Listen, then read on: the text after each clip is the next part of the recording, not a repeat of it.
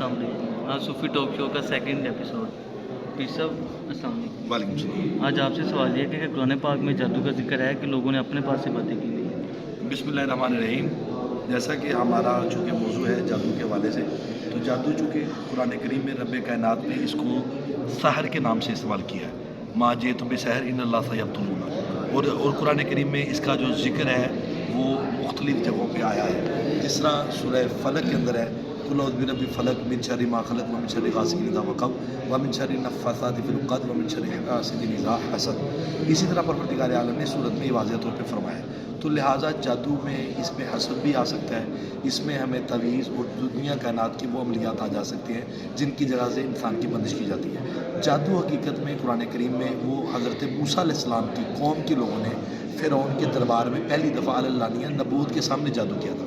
अब कोई बंदा कहे कि जादू पहले नहीं था, तो वो उसे कुरान करीम से ही मुतालिया करना होगा कि मूसा अलैहिस्सलाम ने जब फ़िरौन का दरबार लगा हुआ था तो वहाँ पे जादूगरों ने आकर अपनी रस्सियाँ फेंक कर उसके अंदर पारा भरा हुआ था जो दूध की वजह से चलना शुरू हो गया। अब वो ऐसे लगता था जैसे सांप है। तो अल्लाह रब्बुल आलमीन ने मूसा अलैहिस्सलाम से कहा कि इस जादू का तरीका ये नहीं है कि मैं उनकी ताकत खींच लूँ, मैं उन्हें चलने ही ना दूँ, मैं उनका अमल ही ना करने दूँ। अल्लाह ने कहा मैं इन्हें सब कुछ करने दूँगा, क्योंकि ये शैतानी अमल है, अल्लाह पाक उसको रोकते नहीं है। परवरदिगार आलम ने फिर उसके बाद ये किया कि उसके अंदर सबसे पहले खालिक कायनात ने अपने नबी को ताकत दी। और ताकत क्या थी कि आपने फरमाया कि अपना आसा जो है वो ज़मीन में फेंके, ये अज़दहा बन जाए। जब वो आसा अज़दहा बना, अभी उसका अज़दहा बनना था, उसके अज़दहा बनने के फ़ौरन बाद उसने सारी रस्सियों को निगल लिया।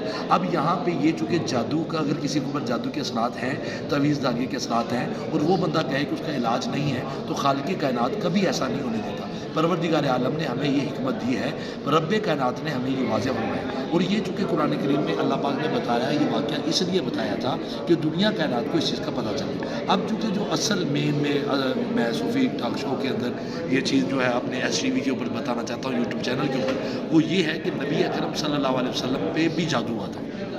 और उस जादू की हकीकत इंशाल्लाह अगले डिटेल पे बयान होगी। लेकिन कुरान पाक के हवाले से एक और वाक़या बड़ा अहम है।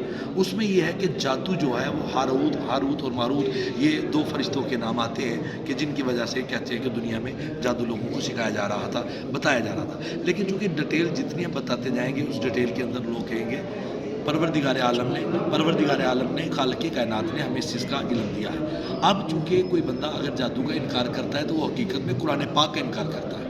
अगर कुरान पाक में जादू का जिक्र मौजूद है, अगर जादू की हकीकत मौजूद है, जादू के तवीज़ात मौजूद हैं, जादू का तरीका मौजूद है, जादू का करने वालों के कहान मौजूद है, जादू के अमलियात वाले आमल मौजूद हैं, तो हमें उनका सदेबाब के लिए इनकी कुरानी इस्तदलाल करनी होगी। चूँकि हमने नेक्स्ट एपिसोड में इनके हल की तरफ आना है, और हम चूँकि एक एक बीमारी के ऊपर एक एक एपिसोड करेंगे, चूँकि जो देखने वाला हो वो अपनी ही बीमारी को लिखे और हमारे यूट्यूब चैनल पर जाके इस चीज़ को वो पाम सके। खालिक कायनात ने दुनिया कायनात में जो चीज़ का इल्म इंसान को देना था, इंसानियत के नाते पे उसने वाज़ेह तौर पे फरमा दिया कि अगर कोई बंदा जादू की हकीकत को जानना चाहता है, जादू के बारे में, तो कुरान पाक से। माशाल्लाह जी माशाल्लाह।